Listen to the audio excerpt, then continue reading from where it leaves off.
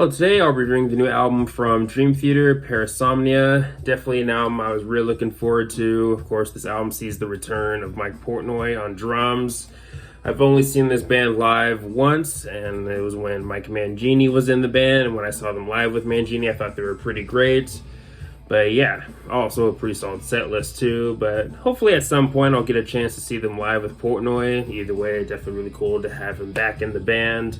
Definitely an important member, definitely a vital part of the band for sure.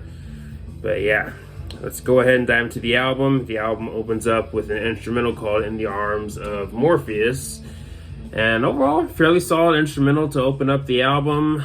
Some notable moments for me with this song are one is around the 1 minute and 50 seconds mark, where you get this djenty kind of riff that I really dig, and then you move towards the middle of the track, where around the 2 minutes and 45 seconds mark, where you get this gallopy rhythm that I also really dig. That's another standout to me in the song. But all around, again, a solid instrumental to open up the album.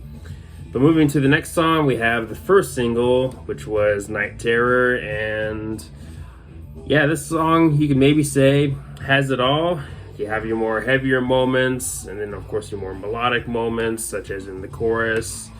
And then you also have some keyboard action, of course, from Jordan Rudess. And of course, you also have some odd time signatures, which is something, of course, you come to expect with Dream Theater, such as in the second verse. And yeah, Night Terror, definitely a pretty good single for Dream Theater. You can maybe make the argument that's kind of more of what you expect from the band, or more of the same, however you want to put it. But either way, I still think Night Terror all around is still another pretty good song for Dream Theater. But the next song on the album is A Broken Man, and this was the second single. And of the singles, this one is maybe my least favorite, but even with saying that, I still think this is a fairly solid track.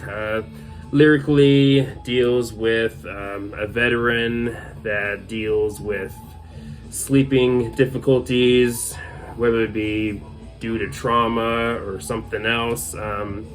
Lyrically deals along the lines of something like that, from what I remember. Correct me if I'm wrong, but either way, Broken Man, I don't know if it's one of my personal favorites on the album, but I still think it's all around still a pretty good, another pretty good song for Dream Theater. Musically in general, not all that different from the rest of the album, but still another pretty good song on the album. And the next song on the album is Dead Asleep, and I'll be honest, not a song that really stood out to me within the track list. I do like the clean guitar that you get in the first minute or so of the song, which eventually leads into some hard-hitting heavy riffs.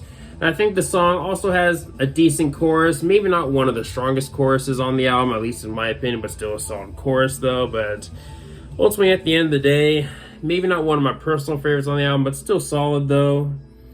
But then we move to track number 5, Midnight Messiah, and has to be another one of my favorites on the album. This song to me kind of feels like a mix between Black Clouds and Silver Linings and Train of Thought.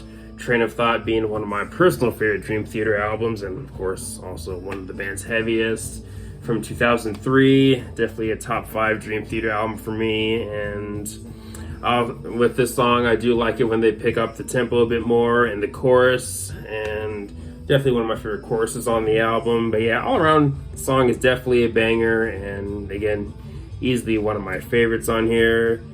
And then we have the haunting interlude, Are We Dreaming, which leads into the next song, Bend the Clock, which is a bit of a more melodic song.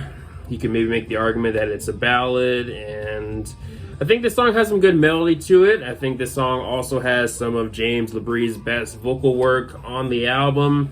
I know his vocals seem to be not for everybody, kind of like with how people are with Rush. I know some people are not big on Geddy Lee's voice. And you kind of see a similar situation with Dream Theater. Not everyone's into, again, James LaBrie's voice, but personally, I like his voice. Maybe not for everybody, but I like his vocals.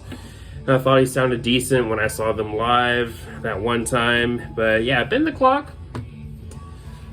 You know what? I found myself enjoying this song more and more with each listen. Wouldn't be surprised if it ends up being maybe one of my favorites on here.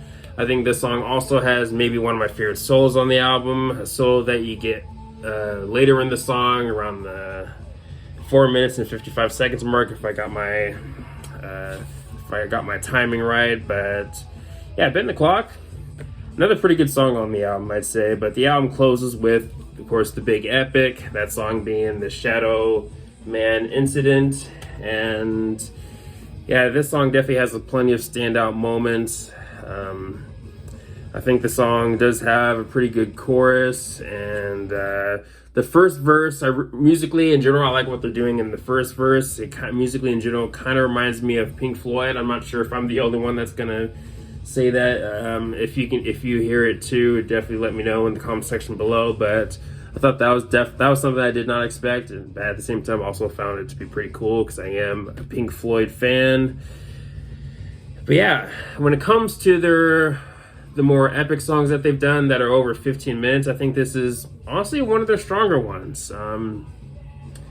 Also with this song, there are times where the song feels kind of cinematic / theatrical. I thought that was kind of a interesting touch / cool touch, I'd say. And yeah, all around, pretty cool way to close off the album. And yeah, if I were to give this song if I were to give this album a rating, I'd probably give it, honestly, I might go with the 8 out of 10. I'd maybe say this is maybe their best since Octavarium. I mean, I do, of course, like Systematic Chaos, Black Clouds, Distance Over Time, and of course some others, but I don't know, I think all around this is another pretty strong entry in the Dream Theater discography. I mean, definitely really cool to have Mike Portnoy back in the band. You can definitely hear / feel his presence in this album. And yeah, if I were to name some of my favorites on here, Night Terror, Midnight Messiah, and Bend the Clock are definitely some of my favorites on here. And I'd probably say the same thing with the Shadow Man Incident, the big epic on here. I think that's another pretty good epic for the band, especially when it comes to the more longer ones that are over 15 minutes. I think this is, again, one of the stronger ones. But yeah, definitely another standout on the album to me. But again, to give this album a rating, gonna have to go again with probably an 8 out of 10. But anyways, let me know your thoughts on the album. Do you love it? Do you hate it? Are you more towards the middle? Where does this album rank for you personally when it comes to their more recent stuff? Let me know some of your favorite or least favorite songs on here. Have you seen the band live? And if so, let me know what you thought of them in the comment section below and all the good stuff. But anyways, thanks for watching. Please leave a comment and a like, subscribe. Have a nice day and take care.